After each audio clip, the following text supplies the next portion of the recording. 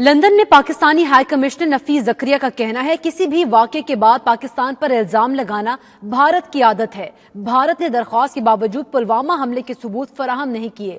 भारतीय क़यादत की धमकियां खित्ते के सिक्योरिटी के लिए खतरे का बायस बन रही हैं।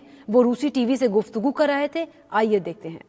The tension was, caused by the actions of India.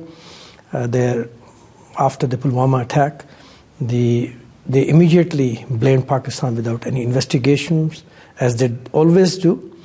And then after that, they carried out twice the, violation of Pakistan's sovereignty and territorial integrity by sending the aircraft to Pakistan. This is where we have actually been apprising and briefing the international community that because of their actions, the situation over there is worsening.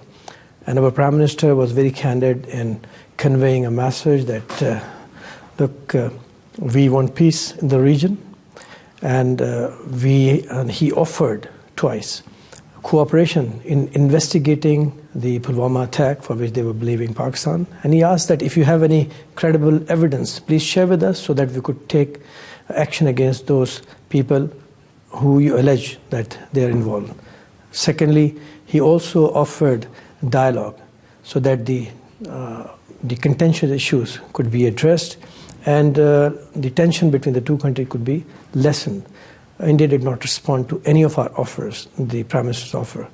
Would it be true to say that the ISI, the Secret Service in Pakistan, currently supports Jaish-e-Mohammed, theoretically banned in your country since 2002? In fact, this is what we had been asking them, that they keep blaming Pakistan for any act of terrorism against India, and they never provide us with any evidence. And I have actually mentioned time and again that on the contrary, we have credible evidence of Indian state involvement in Pakistan in perpetrating terrorism in Pakistan and terror financing in Pakistan.